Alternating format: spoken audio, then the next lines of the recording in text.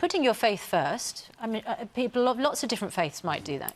How does it turn so violent, and where is it in Islam and in the Quran that says, you know, because we hear so often, actually, you know, to take one life is as if you kill all of humanity.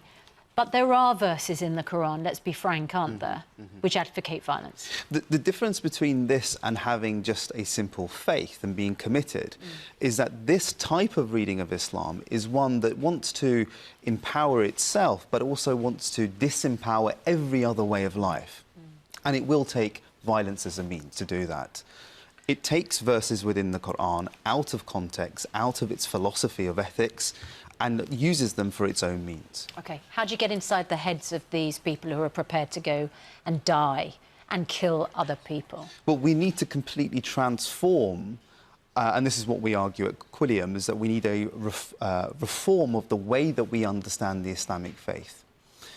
If we are able to reform the Islamic faith, then we will create a divide and create this distance between young people being attracted to this kind of narrative. That's one of the most important things that we need to do. There are nearly 2,000 mosques in this country, of which it's believed over 100 currently are funded by foreign states like Saudi Arabia and Qatar to promote the Wahhabi interpretation of Islam, the very extreme, draconian way, which is what ISIS and others represent as well. That seems to me extremely worrying, that there are so many mosques in this country right now, 1 in 20 perhaps, which are being funded and promoted to promote extremism. Let's call it what it is. Absolutely, and it's extremely worrying, and should be the #1 concern for Brits and for the Muslim communities, that somehow this type of exported pernicious reading of Islam has somehow weaseled its way in to Muslim communities. And I, for some time now, have spoken openly against any kind of funding coming from Saudi Arabia to export its pernicious religion. I mean, I don't understand why we allow it. If you tried to set up Christian churches with a very extreme view of Christianity in the middle of Jeddah or Riyadh, you wouldn't get past the passport control. And yet here we seem to just, talking of what Theresa May referred to yesterday as this tolerance of extremism, we've allowed over 100 mosques, so it is said, to be set up and funded by the Saudis to promote the most extreme form of the religion. This can't be right. See, the thing that's very absurd here is that most Muslims don't know the difference between Islam and Wahhabism.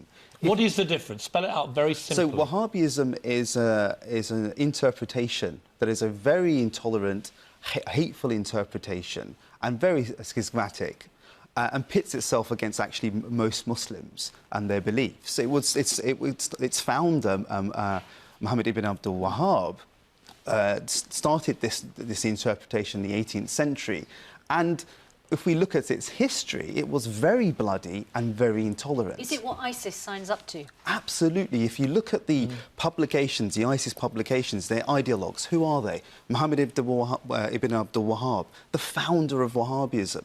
There is no difference between the religion that's understood in Saudi Arabia and what we see with ISIS. Do we have Muslim imams in these mosques who are preaching this form of Islam? Absolutely. The Manchester attacker, the mosque that he attended and was barred from, Didsbury Mosque, we know that they propagate and preach a Wahhabi type of reading of Islam. We know this now. And the question is, when are we going to stop? Well, it has to stop, doesn't it? I mean, you have to cut the funding off. You have to make it illegal for these foreign countries to sponsor and fund this type of extremist teaching in this country, don't we? Absolutely, but the challenge now is for the Muslim community to make that distinction. Many of them are ignorant of Wahhabism. Are they ignorant, or are they fearful, rightly fearful perhaps, of retribution if they try and stand up to this? I say there are 3 reasons. Firstly, that they are ignorant and they can't make that distinction. Secondly, they are afraid. I agree with you there, because there's often, when anyone speaks out, I've been a victim of this myself, anyone who speaks out against Wahhabism, this kind of intolerant reading of Islam, there is a massive backlash. And thirdly, there are individuals that actually support this reading. When you say you've experienced that backlash yourself, what's happened? Well, completely ostracised from the community. I've been excommunicated. I've been named an apostate. All sorts of things. My life has also been threatened.